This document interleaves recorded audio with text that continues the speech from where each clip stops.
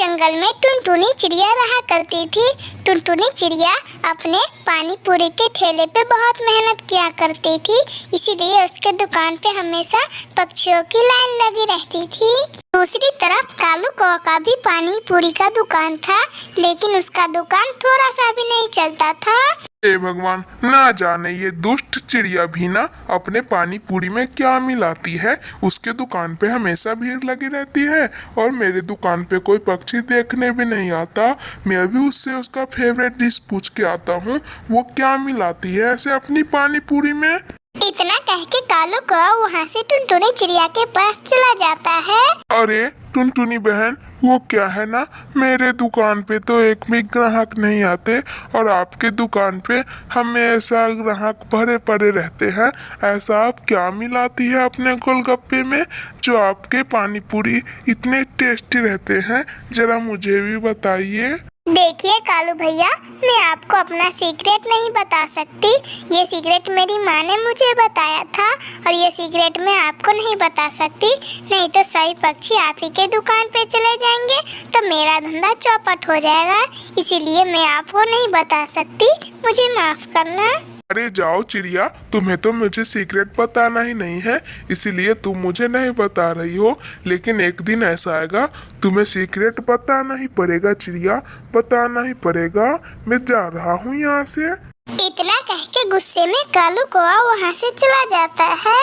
पानी पूरी के पैसे से टुनटुनी चिड़िया का घर अच्छे से चल जाता था और टुनटुनी चिड़िया के पास उसका एक बेटा कुक्कू भी था। अरे वो टुनटुनी तो बहुत चालाक है, वो अपना सीक्रेट रेसिपी किसी को नहीं बताना चाहती, लेकिन मैं भी कालू कौवा हूँ, कैसे भी करके वो सीक्रेट रेसिपी जान कर ही रहूँगा। मुझे अपने दोस्त से मदद लेना होगा। इतना कह के कालू कौवा अपने दोस्त भूरे कौवे के पास चला जाता है। अरे दोस्त देखो ना, मैंने भी अपने जंगल में पानी पूरी का दुकान खोल रखा है और एक चिड़िया ने भी, और वो चिड़िया पता नहीं क्या मिलाती है अपने पानी पूरी में। उसका पानी पूरी बहुत टेस्टी रहता है। तुम मुझे कुछ ऐसा बताओ कि वो चिड़िया मुझे डर से अपना रेसिपी बताए। अगर ऐसी बात है कालू दोस्त, तो तुम क्या करो, उस चिड़िया के घर में कोई उसका बच्चा हो, उसे तुम किडनैप कर लो और उस चिड़िया से उसका सीक्रेट रेसिपी पूछना, वो जरूर तुम्हें अपना सीक्रेट रेसिपी बताएगी। अरे भूरे दोस्त, तुम कितने चालाक हो, तुम्हारे पास हर चीज का सॉल्यूशन होता है, इसीलिए मैं बहुत खुश हूँ कि तुम मेरे दोस्त हो। मैं जाता हूँ और उस चिड़िया के बेटे को किडनैप कर लूँगा, फिर उस चिड़िया से उसका सीक्रेट रेसिपी पूछूंगा। अगर नहीं बताई तो मैं उसके बेटे को खत्म कर दूंगा, खत्म। इतना कह के कालू कौवा वहाँ से चला जाता है। अरे तुम टुनटुनी चिड़िया के बेटे हो ना, बताओ मुझे वो क्या है ना, बुलबुल मिठाइयाँ बांट रही है और वो मिठाइयाँ सिर्फ बच्चों को दे रही है, इसीलिए मैं तुम्हें भी बताने आ गया। चलो मेरे साथ, बुलबुल से मैं तुम्हें मिठाइयाँ मंगा दूंगा, उसके बाद तुम मजे से खाना। अरे अंकल, सच?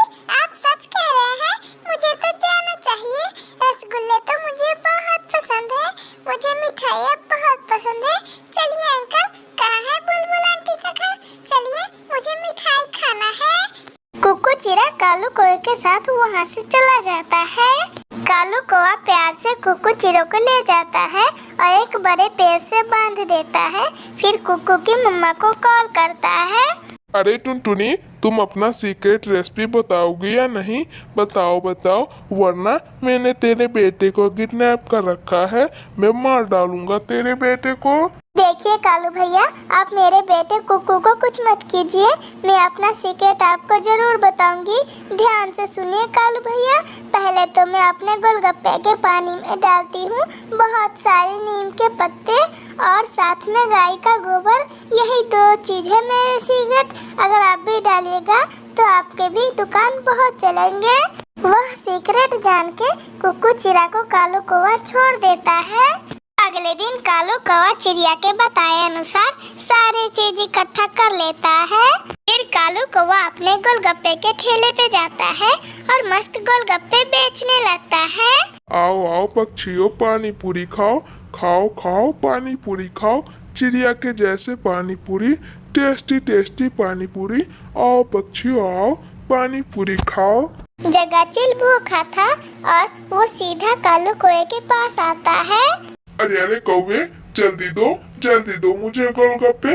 मुझे बहुत जोर की भूख लगी है, मेरा पेट भर जाएगा, मैं तुम्हें ढेर सारे पैसे दूंगा। कालू कौवा जगाचिल को अपने गोलगप्पे देता है और जगाचिल वो गोलगप्पे खाने लगता है। जगाचिल गोलगप्पे खाता है और तुरंत उठ जाता है। फू फू फू कौवे, तुमने इसमें क्या मिला रखा है? इसमें तो नीम के पत्ते और गाय का गोबर जैसा स्वाद आ रहा है। बताओ तुमने इसमें क्या मिला रखा है? देखो जग्गा भाई, मेरा सीक्रेट तो यही है, मैं यही डाल के अपने पानी बनाता हूँ, बहुत टेस्टी लगते हैं ये। इतना सुनकर तो जगाचिल हद से ज्यादा गुस्सा हो जाता है और वो कालू कौवे को मारने लगता है। जगाचिल कालू कौवे को इतना मारता है कि कालू कौवा दोबारा से गोलगप्पे बेचने का सोच भी नहीं सकता था। मेरे प्यारे दोस्तों, अगर आपको ये कहानी अच्छी लगी हो तो प्लीज लाइक एंड सब्सक्राइब करके बेल आइकन दबाना ना भूलिएगा। आपका धन्यवाद। एक दिन कालू कौवा और टुनटुनी चिड़िया एक जगह पे बैठे थे। तभी टुनटुनी चिड़िया बोलती है, अरे कालू भैया, मौसम बहुत खराब चल रहा है, इसीलिए मैं बोल रही थी हम दोनों मिलके एक बढ़िया सा घर बना लेते हैं।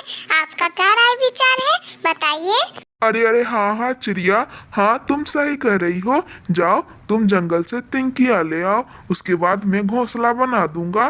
तुम जाओ तिनकिया लेकर आओ, तब तक मैं लकड़ियाँ लेकर आता हूँ। जाओ टुनटुनी। बेचारी टुनटुनी चिड़िया वहाँ से तिनकिया लाने चली जाती है और इधर आलसी कालू कौवा उस बड़े पेड़ के नीचे गहरी नींद में सो जाता है। बहुत मेहनत से कांटे वाटे को छोड़ के टुनटुनी चिड़िया तिनकिया लेकर कौवे के पास आती है। अरे कालू भैया, उठिए ना, आप क्या कर रहे हैं? आप तो बार बार सो जा रहे हैं। कालू भैया उठिए और जाइए लकड़ियाँ लेकर आइए। कालू भैया ऐसे मत कीजिए, नहीं तो हम लोगों का घर जल्दी नहीं बनेगा। अरे टुनटुनी सॉरी, ठंडी ठंडी हवा बह रही थी ना, इसीलिए मुझे थोड़ा सा नींद आ गया। आधे घंटे तो सोया हूँ, क्या हो गया? जाओ तुम लकड़ियाँ लेकर आओ, तब तक मैं तुम्हारा घोंसला बना देता हूँ। टुनटुनी चिड़िया वहाँ से लकड़ियाँ लाने चली जाती है। इधर आलसी कालू कौवा दोबारा से घराटे ले लेके मजे से सो जाता है और दूसरी तरफ बेचारी टुनटुनी चिड़िया घने जंगल से होके बहुत सारे लकड़ियाँ लेकर आती है। अरे कालू भैया, आप ये क्या किए जा रहे हो? बोल रहे थे कि मैं घोंसला बनाऊंगा, फिर से आप सो गए। आप करना क्या चाहते हो? अरे टुनटुनी, वो क्या है ना, जब तक मेरा पेट में कुछ नहीं रहता तब तक मैं कोई काम नहीं कर सकता।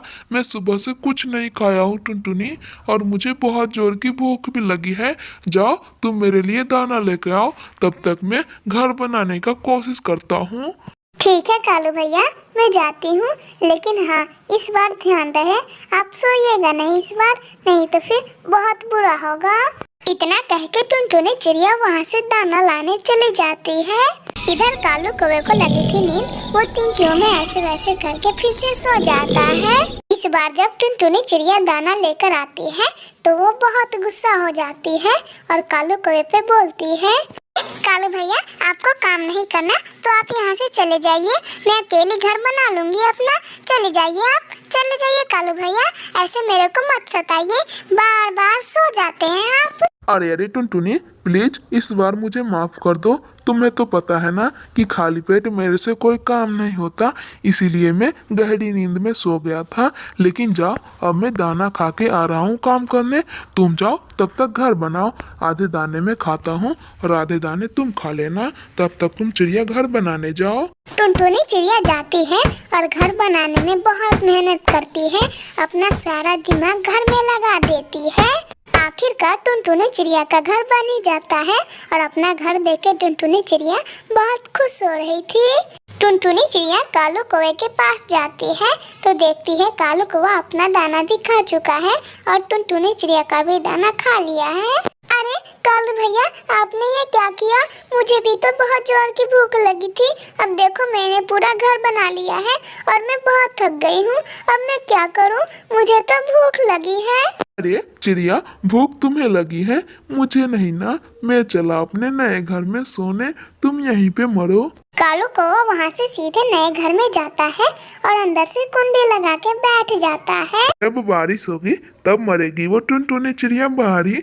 मैं तो अपने घर में मस्त गहरी नींद में सोया रहूंगा।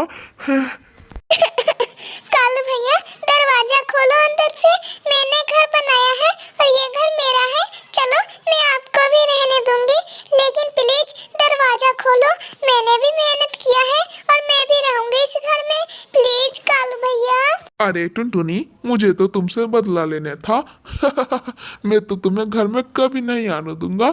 जाओ तुम बारिश में मरो और मैं खिड़की से तुम्हें देखता रहूंगा। बेचारी टुनटुनी चिड़िया बहुत रोती है, बहुत गिड़गिड़ाती है, लेकिन कालू कौवा उसे घर के अंदर नहीं आने देता।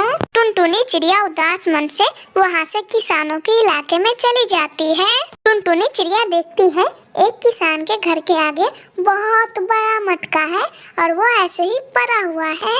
टुनटुनी चिड़िया को आइडिया आता है और वो वहाँ से वो मटका लेने चली जाती है।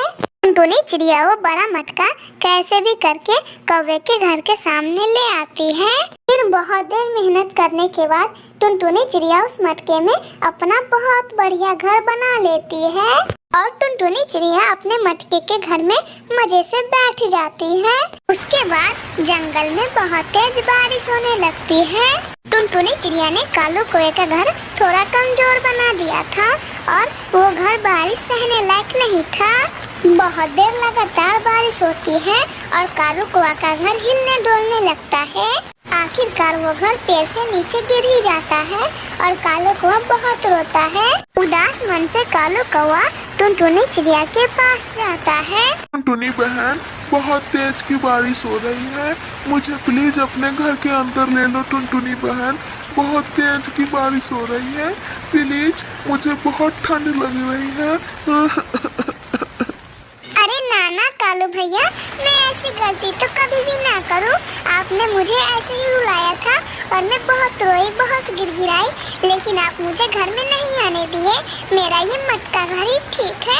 आप जाइए और ऐसे ही किसी दूसरे पेड़ पे बैठ जाइए। कालू कौवा पूरे बारिश में ठिठुर के अपना दिन गुजारता है और दूसरी तरफ टुनटुनी चिड़िया अपने मटके के घर में मजे मजे से सोती है। ऐसे कालू कौवे को उसके बुरे कर्म का बुरा नतीजा मिलता है। मेरे प्यारे दोस्तों, अगर आप लोगों को ये कहानी अच्छी लगी हो तो प्लीज लाइक एंड सब्सक्राइब करके बेल आइकन दबाना ना भूलिएगा। आपका धन्यवाद।